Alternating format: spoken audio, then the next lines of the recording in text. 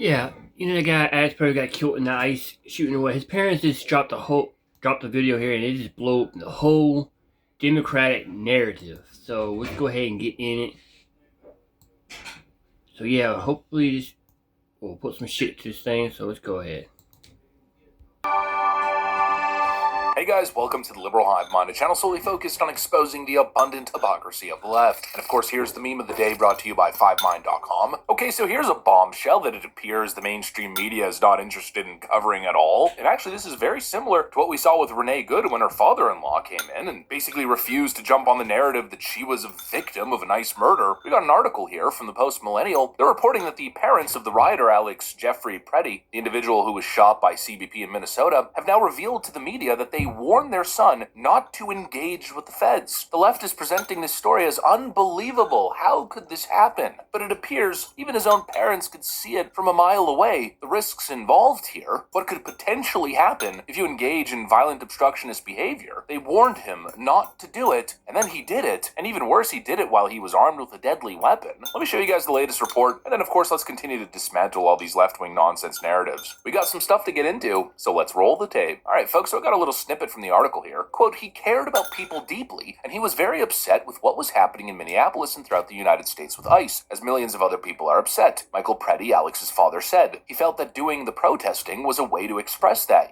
his care for others. In recent conversations with the 37-year-old son, Preddy's parents had told him not to engage with federal officers. We had this discussion with him 2 weeks ago or so, that go ahead and protest, but do not engage. Do not do anything stupid, basically, Michael Preddy added per CBS News. And he said that he knows that. He knew that. They literally warned him not to do the exact thing that he did. Because like most people who are rational human beings, you understand the risk. When you're poking the bear, especially doing so, again, with a deadly weapon, well, you could earn a very stupid prize. You could pay the ultimate price. And so what happened here is obviously this guy ignored some very sober advice, the proper advice from his parents who, of course, loved him and didn't want to see him harmed, and he put himself on the front line in a deadly situation and paid the price. But of course, we're headed towards an election year, and so that simply cannot be the conclusion drawn here. No. Instead, Minneapolis has to burn down once more, another autonomous zone. Here we go with all the leftoids, all the Democrat politicians, now adding more fuel to the fire. This guy didn't engage in multiple felonies while armed, while carrying a concealed weapon without any identification or his required legal permit, while violently resisting arrest, physically assaulting ICE, physically assaulting CBP agents, and no warning that he was carrying a deadly weapon either. No, the left wants to blame tyranny.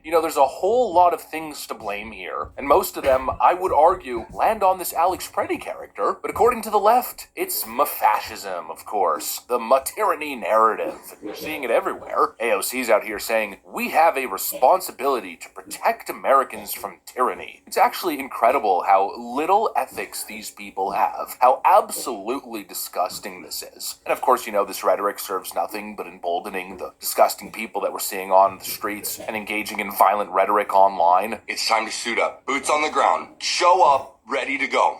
Okay? Not talking about peaceful protests anymore. We're not talking about having polite conversations anymore. This is exactly what I said was going to happen.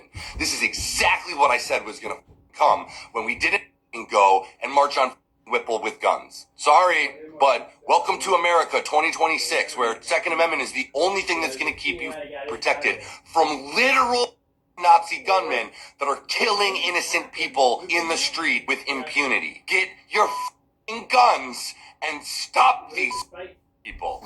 Remember when we used to hang deer in the yard? Hey, ICE, I got thoughts about what we should do with you. You can just kill ICE agents, you know that? You can just kill them. You don't have to hold your phone in their face and ask people when their birthday is and ask people what their name is and then try to find wherever they end up in Los Angeles. You can kill them. I mean, we understand this environment. We understand what's going on. The issue is left-wing radicalism and Democrats emboldening these people and mobilizing these people on the streets. But according to them, it's tyranny. It's ICE's fault. I keep seeing that people are saying that ICE is escalating things. Even Dave Smith said that on X yesterday. But really? It's the ICE agents that are escalating cheating? That's completely insane and backwards. There's no issue of tyranny here. ICE is not the problem. CBP is not the problem. Donald Trump, Kristi Noem, Stephen Miller, name any cabinet official, they're not the problem. It's clear that Minnesota under Democrat leadership is the problem. And here's the perfect post to put that into perspective. 23% of all ICE arrests occur in Texas. This is a fact, by the way. We covered the government statistics the other day that line up with this opening statement. 2.2% occur in Minnesota. A tenfold difference. Yet far more ICE-related violence is happening in Minnesota. Why? Well, because Democrats are promoting and provoking violence in the state. Democrats do not hate violence. Violence is their goal. You know, if you just detach from the partisan nonsense, if you omit all the emotional crap and just purely think about that statement, it's impossible to argue against. I mean, those are the facts. What we are seeing here is not tyranny in action, it's the Antifa playbook in action. U.S. Attorney Bill Asaley puts it into clear perspective. Antifa tactics are on full display today. What you are seeing is straight from their playbook to undermine government. Number 1, agitate law enforcement, get in their face, spit on them, assault them. Number 2, trigger a response and use of force by law enforcement. Number 3, film the use of force and publicize it out of context. Number 4, use the mainstream media and social media to inflame the public with a false narrative. And number 5, trigger a riot to overthrow government. They tried this last summer in Los Angeles and it did not work. We aggressively arrested and charged violators on the spot and called in the National Guard. We restored law and order in California. The Justice Department will do the same in Minnesota. I agree 100%, especially on that last part that the Justice Department needs to act. You know, I was calling for Donald Trump to invoke the Insurrection Act last week. Frankly, I think had he invoked it, this wouldn't have happened. But now I think is the time. I mean, it's high time to invoke the Insurrection Act. People are saying, oh no, don't do it because Democrats are going to weaponize it. Well, they're weaponizing this already. I mean, what more can they weaponize? And they're winning the narrative battle right now. This chaos feeds into their propaganda machine. You gotta put an end to it. Basic civility and order has to be restored. What is happening in Minnesota is unjustifiable. It's mob rule, mob violence, domestic terrorism on the streets. And the more you let them do it, the more you allow this to continue, the more you put these federal officers in harm's way, and the more fuel you give to the left to build on these narratives. It is completely out of control. These people are engaging in street-level violence. They're inciting violence online with constant calls to kill ICE agents. They've got databases set up to track ICE, and they're stalking them and harassing them and impeding them everywhere they go. Which actually, interestingly enough, we're just learning that one of the individuals leading one of these groups is actually a Tim Walz campaign strategist. Minnesota Signal Group leader identified as Amanda Kohler, a protest organizer and campaign strategist for Tim Walz. I mean, what the hell is going on? These people are complete lunatics. And again, it goes to the very tip top. And now they're trying to gaslight you as if they're the side of reason. No, my friends, they're the side of treason. They're causing abject chaos and destruction. They're using these useful idiots that they're mobilizing on the streets as cannon fodder, and then taking the tragedy that they enabled to gaslight the public and pretend as if, you know, they're taking the high road and they're on the right ethical side. Tim Walz is now talking about sending in the National Guard. Donald Trump wants chaos and we must not respond. We can't give them what they want. The implication is that ICE is causing the chaos on the street and they're just taking the higher road. It's freaking insane. They're the ones engaging in the chaos. ICE is dealing with their BS, with their street-level terrorism, as they attempt to do their job to apprehend illegal criminals off the streets. They're the ones radicalizing people by constantly lying about 5-year-old being arrested by ICE, American citizens being disappeared, Renee Good senselessly murdered for no apparent reason, as if she didn't drive a 4,000-pound vehicle directly at an ICE agent. They're not the voice of reason. They're the voice of chaos. And yet they gaslight us. Tim Walz talking about, oh, it's time to quell the riots. I'm sending in the National Guard. But just like last time, he's got them posted up doing nothing. They're not even at the action zone.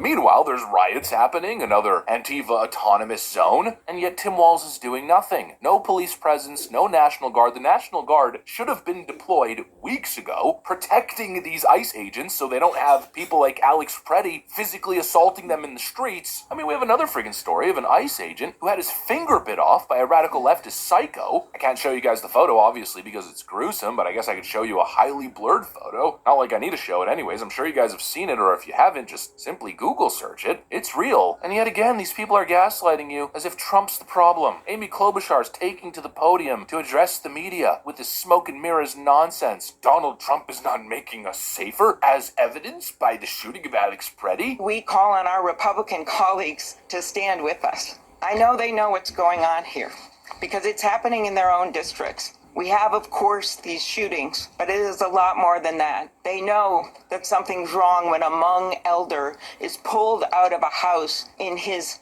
underwear and slippers, and they figure out about an hour later they got the wrong guy, and in fact the guy they were looking for is actually in jail.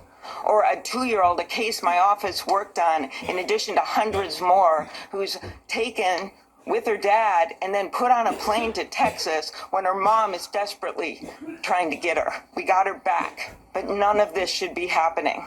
None of it. So we call on our Republican colleagues to join us because we have warned this administration. I have personally warned them that there would be more deaths, that more of this would happen. And clearly they're not listening. So we ask people around the country to talk to their Republican representatives to make clear that this is not the America that is ours. This has got to stop. One person dies because they gaslit him into taking to the streets and doing something that his parents warned against, something clearly, patently stupid, and that's evidence that Donald Trump is the problem and he's making Minnesota and America less safe. It's insane, and there's no talk about all the various criminals that they've taken off the streets, tens of thousands of them, hundreds of thousands of them. No talk about the countless lives that are being saved as fentanyl overdoses continue to drop, or the homicide reduction across big cities this year, I think down by 30%, which of course is thanks to the National Guard deployments striking fear in the hearts of criminals across the nation, and of course the crackdown on illegal criminals and crime syndicates and cartels. Donald Trump is not making America less safe, he's saving countless lives, and you people are getting in his way violently. It's insane. It's the most backwards shit I've ever seen. It's a freaking psyop, and so many people have fallen for it, and now they believe they have the moral authority to threaten to shut down the government. It's absolutely insane. If you are getting cold feet right now, if you're falling for this emotional crap, you are playing directly into their little political games. It's about policy and legislation. It's about keeping the border open. It's about winning the 2026 elections. They're doing it on purpose. They're relying on hoaxes and tragic events that they enable so they can then turn around and incite more mass anti-government uprisings and then weaponize that and claim that it's all Donald Trump's fault. I mean, we've been through this before. We saw it during 2020. And even recently, I've actually gone back and watched some of my older videos and some other videos from other creators during the BLM riots, and it's crazy. It's uncanny how what we were saying then matches up perfectly with what's happening right now. I'm just sitting here asking myself, how did people not learn the lesson the first time? How are people falling for this? They're poking the bear, triggering a response, and then gaslighting the public into essentially doing their political bidding. Wake up. This is not tyranny. This is weaponization of tragedy from the Democrat freaking establishment. Purposeful incitement, now creating martyrs, false martyrs, to fuel uprisings, to blackmail the public into supporting them, to blackmail the feds into stopping deportation and further enabling their lawlessness. It's clear as day. All you gotta do is not be so emotional and simply analyze the facts, and it should be almost impossible